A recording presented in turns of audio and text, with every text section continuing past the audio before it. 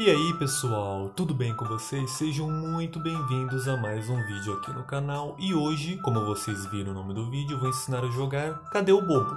É um jogo muito fácil, muito simples, minimalista, onde vai utilizar apenas um único baralho, aquele de 52 cartas, porém só utilizando as cartas alfabéticas e os dois coringas, que nome do jogo é Cadê o Bobo? Então eles vão representar o personagem bobo da corte, os dois coringas que já vêm dentro do próprio baralho.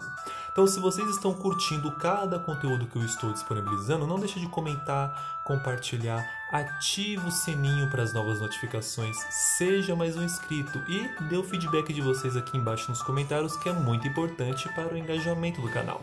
Então, como que funciona esse jogo Cadê o Bobo? A história desse jogo se passa dentro de um castelo, um enorme castelo, onde está tendo um festival, uma festa muito grande. E os dois bobos da corte não apareceram. Na verdade, eles estão brincando de pique-esconde. Então, os dois bobos da corte se esconderam em algum dos cômodos dentro desse castelo. E os personagens, nesse caso os jogadores, têm que achar. Mas vocês vão perceber que nesse jogo não é muito interessante achar os bobos da corte. Logo no começo do jogo vocês vão entender o porquê. E as cartas alfabéticas vão representar outros personagens, como por exemplo, o As, ele vai representar o bispo, a parte religiosa do reino.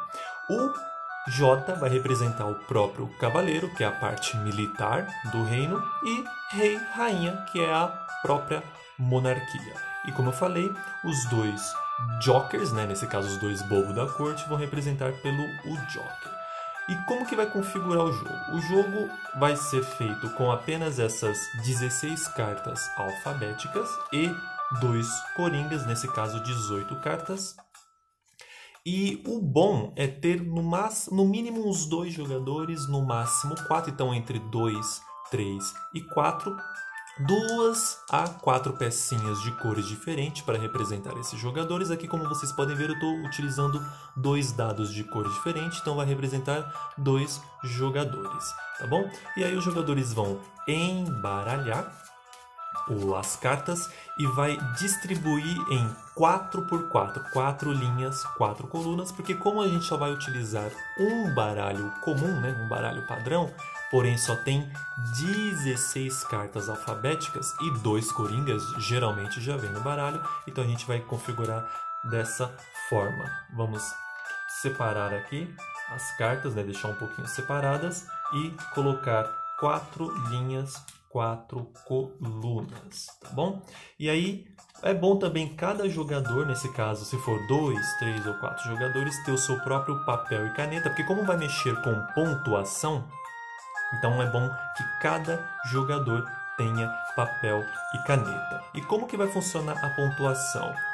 O As, que é o bispo, vai representar com um ponto. Então quem conseguir achar o As vai dar um ponto, O As vai beneficiar aquele jogador com um ponto. O cavaleiro vai beneficiar aquele jogador com 2 pontos, quem o achar. A rainha ou a dama com 3 e o rei com 4 pontos, tá bom? Então essa é a configuração do jogo, é praticamente um jogo de tabuleiro, Então aqui vão ser as salas, cada carta é uma sala ou um cômodo e aqui é o castelo onde o jogo vai começar. E cada jogador vai começar numa sala oposta, para quem estiver jogando, só 2 jogadores, para a sala oposta um do outro. É obrigatório cada jogador movimentar 3 cômodos, não pode movimentar 1 ou apenas 2, tem que ser 3. Então eu vou fazer com que o jogador de vermelho, com a pecinha vermelha, vai começar a movimentar, então ele vai movimentar obrigatoriamente 3 cômodos ou 3 salas. Então ele vai movimentar dessa forma: 1, 2, 3. Quando ele chegar no cômodo que ele parou, ele vai revelar quem está dentro daquele cômodo, qual é o personagem que está dentro daquele cômodo, que é o rei. Então, conforme o jogador de vermelho achou o rei, lembrando, o rei ele vai beneficiar esse jogador com 4 pontos. Então, nesse caso, o vermelho já tem 4 pontos, é só ir lá anotar com o lápis no papel.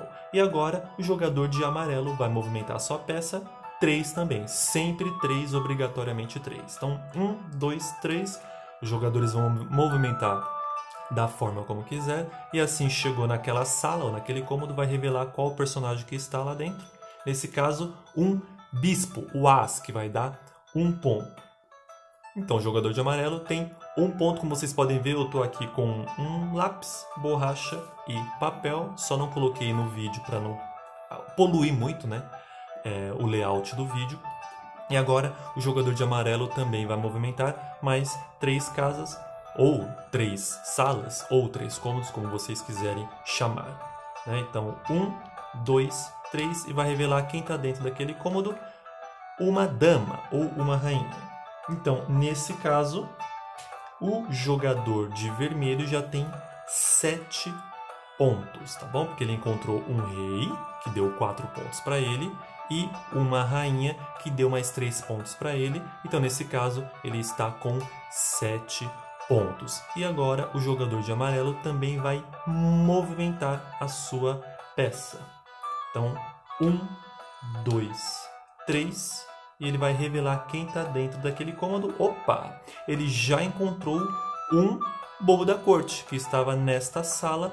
Porém, o bobo da corte, como que funciona? Ele vai dobrar os pontos daquele jogador que o encontrar. Então, como o amarelo só tinha 1 ponto dado pelo bispo, né, pelo as, então esse jogador aqui vai dobrar os pontos, vai ficar com 2. Então, por isso que eu falei que encontrar o bobo da corte logo no começo do jogo não é muito importante, porque ele pode ou não dobrar nada, se o jogador ainda não encontrou nenhum personagem para te dar ponto, ou pode dobrar muito pouco, como nesse caso de 1 para 2. E agora o jogador de vermelho vai movimentar 1, 2, 3 e vai revelar quem está dentro desse cômodo, dessa sala, que é um cavaleiro. Então o jogador de vermelho ganhou mais 2 pontos. Então nesse caso, agora o jogador de vermelho está com 9 pontos. Mas vocês vão perceber que não é só movimentar a peça de qualquer jeito. É como se fosse um jogo de tabuleiro. Vamos pegar o exemplo do xadrez. Tem que fazer estratégia. Por quê? Porque vai chegar um momento que praticamente quase todas as salas vão estar reveladas, ok? Com seus personagens devidos. Só que o jogador que movimentar a sua peça e cair ou parar em cima do cômodo revelado, aquele personagem que já está revelado naquele cômodo não vai beneficiar aquele jogador com os pontos que ele daria, vai retirar a quantidade de pontos que ele daria. Então vamos pegar o exemplo do amarelo. Se ele parar em cima de uma sala que já foi revelada, que é a dama não vai dar 3 pontos para ele, vai retirar 3. Ou, se parar em cima do rei, que já está revelado, o rei vai retirar 4 pontos, não vai dar 4 pontos. Ou, se for um cavaleiro, o cavaleiro vai retirar 2 pontos, não vai lhe entregar 2 pontos.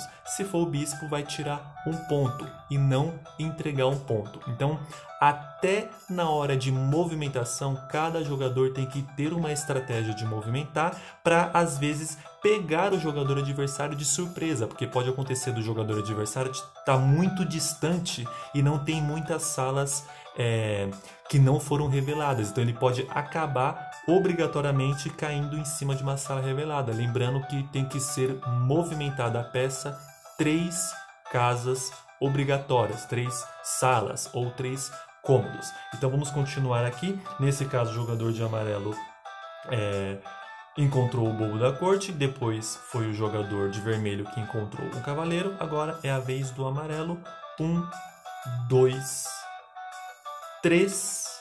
Nesse caso, o jogador não conseguiu. As peças têm que ser movimentadas ou na horizontal ou na vertical, nunca na diagonal. Então eu fiz essa movimentação própria para vocês entenderem como que funciona. Então eu realmente fiz essa movimentação para vocês entenderem que, como eu estava aqui e movimentei 3 casas, eu não poderia fazer assim. Eu não poderia vir na diagonal para parar nessa casa. Não. Então eu fiz propositalmente essa movimentação para os jogadores ficarem cientes de como movimentar a sua peça. Não é só movimentar a peça, é saber a estratégia. E para voltar para a sala inicial ou chegar na sala do adversário, tem que chegar através dessas duas cartas, né? Dessas duas salas. Não pode chegar aqui e vir para cá direto, ou chegar aqui e vir para cá direto. Tem que ser ou aqui, aí chega até aqui, ou se tiver aqui, aí chega até aqui. Então, como vocês podem ver, é um jogo bem simples, bem fácil, bem minimalista, não é muito difícil de entender, a criançada pode se divertir por um bom tempo, ou até a rapaziada, a galera, os amigos, se juntar e às vezes distrair um pouco com um jogo bem simples, bem fácil, em Cadeiro Bobo.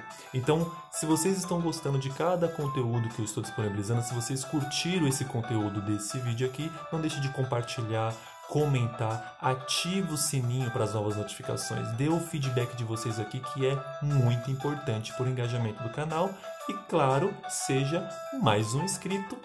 Até os próximos vídeos.